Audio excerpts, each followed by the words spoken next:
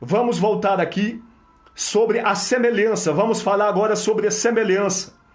Isso é algo tremendo. Capítulo 8, versículo 39.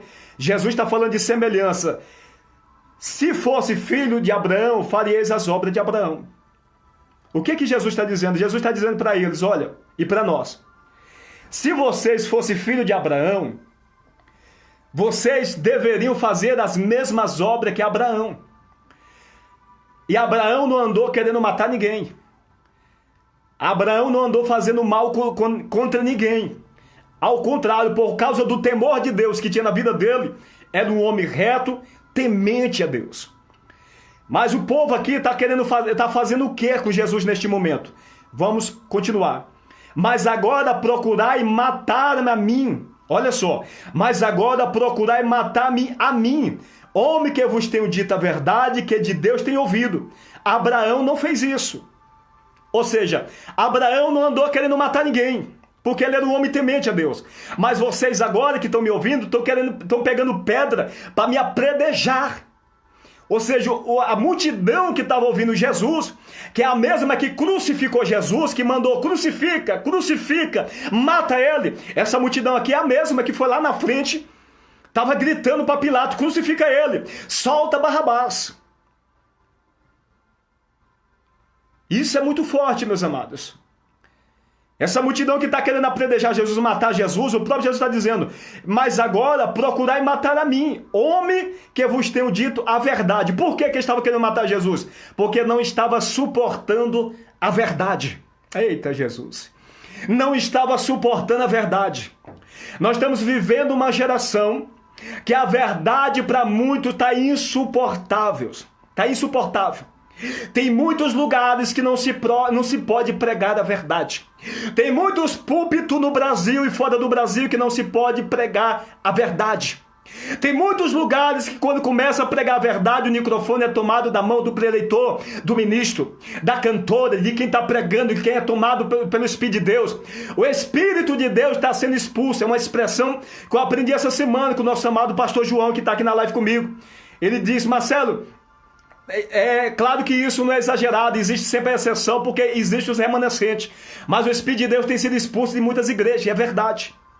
Por que ele tem sido expulso? Porque não aceita a verdade. E o Espírito de Deus, uma das suas características é o Espírito da verdade. Ele é o Espírito da verdade. É o contrário do Espírito do erro, do Espírito da mentira. Quem é o Espírito mentiroso? O capítulo 8, versículo 44 está dizendo, e não há verdade nele, ele é mentiroso. Quando ele fala mentira, profere daquilo que lhe é próprio. Quando ele fala, tudo que ele faz é mentira. Então o Senhor está dizendo neste momento, desse verso 40 do capítulo 8 do Evangelho de João, muitos não suportam mais a verdade, porque que eles estavam preparados para apredejar Jesus. Jesus está dizendo, vocês querem me matar porque eu estou falando a verdade. Muitos líderes, não líderes, estão matando fiéis, homens e mulheres que pregam a verdade, porque não suporta mais ouvir o verdadeiro evangelho genuíno de Jesus Cristo. Queira você ouvir, queira não querer ouvir. Como o Senhor falou para Ezequiel, Ezequiel, fale a minha palavra. Queira ouça, queira não ouça, porque é casa rebelde. Jesus está dizendo, o Senhor estava falando para Ezequiel, eu estou te enviando ao meio de um povo rebelde, não é um povo de estranha língua. O Senhor estava dizendo, este povo não é um povo estranho, é o meu povo, que está no cativeiro por causa da vida de pecado que eles levam outra hora. Sabe o que Deus está dizendo? Tem muito neste momento, num cativeiro terrível por causa do pecado. É o juízo de Deus. Porque Deus ama e o Senhor, por causa do pecado, colocou numa situação para gerar arrependimento, para poder salvar a alma, porque Ele tem prazer em salvar, Ele quer salvar. Mas para o Senhor salvar, há uma necessidade de arrependimento. Se fosse filho de Abraão, farias as obras de Abraão, semelhança. Gênesis capítulo 1, versículo 26. E disse Deus: façamos o homem à nossa imagem, conforme a nossa semelhança. O que é imagem e semelhança?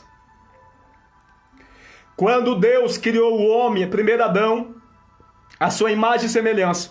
Eu vou falar algo para vocês aqui tremendo, que o Espírito Santo de Deus me revelou. A imagem e semelhança não é simplesmente os atributos de Deus no homem.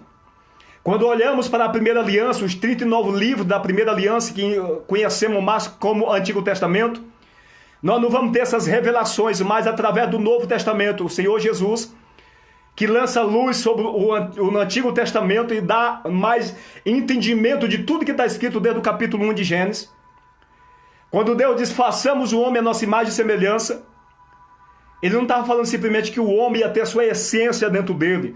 Estava falando disso também. E que o homem, por receber dele o sopro, o espírito e a alma dentro de uma matéria, obviamente tem a essência de Deus dentro de si. Obviamente o procedimento do homem é conforme o caráter de Deus.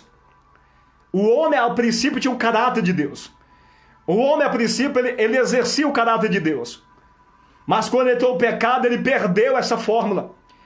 Ele perdeu esse exercício, ele perdeu o caráter de Deus e tornou um ser sem caráter. Por causa do pecado, ficou maculado por causa do pecado. O homem passou a se prostituir, a ter prazer em tudo aquilo que não presta, porque foi desconectado do Criador.